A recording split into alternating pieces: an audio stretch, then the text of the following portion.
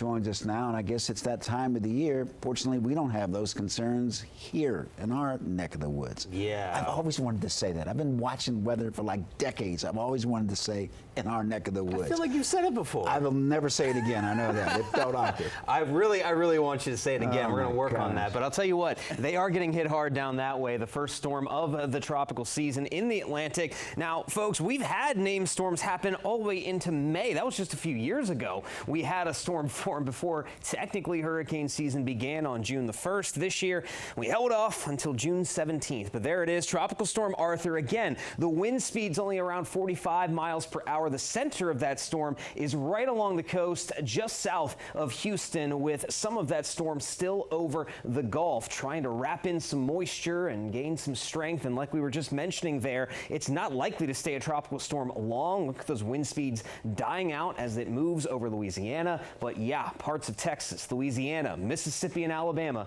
going to see double-digit rainfall totals out of that storm. So definitely watching that closely. No direct impact for us here, but we have a different storm system to keep an eye on. But first, before we can get to that even, we're starting to heat back up. Again, those temperatures this afternoon climbing back into the upper 80s for many of us. Now, for the most part, we have not been seeing stifling humidity to go along with that here. Only a little tinge of green on our map, but still, this is a little bit of an uptick when it comes to that mugginess as compared to the first 2 days of the work week here. And as we head into the day tomorrow, these dew point numbers are about to climb even more as we pull in more of that tropical moisture from the south and we heat those temperatures up ahead of this powerful storm system. It's quiet right now in the DMV. It's going to stay quiet as we head into the night, but look what is unfolding across parts of Illinois and Indiana. This massive system is producing a widespread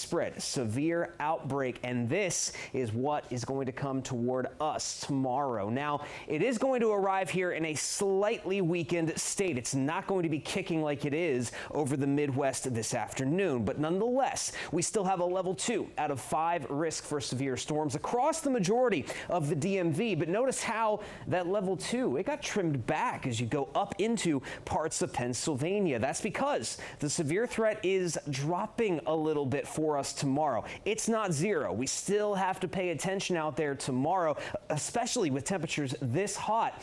Up into the low to mid 90s, those storms, if they fire up, will likely turn severe with gusty winds and hail. But that's the thing. We're not expecting that many storms to form. And that's because tomorrow morning, we're going to get the leftovers of those severe storms out west. We'll see clouds, some showers working across the region. And this is going to limit the available energy that's out there by tomorrow afternoon for any new storms to form up. And look at this. Look at how isolated these storms are. We only have a couple trying to track through the DMV early tomorrow afternoon, and then before we know it, that front starts to drop south, taking the storms with it, and that means that severe threat should wrap up pretty quickly tomorrow evening. And some showers will linger into Friday morning, but that's really about the extent of it. So some good news there, folks. Yes, we still have the possibility of a few severe storms, and it's going to be hot and humid, but overall things are looking a little bit better with that storm threat tomorrow. We will cool down, and we'll be a little more comfortable then too as we head into the upcoming weekend behind that front.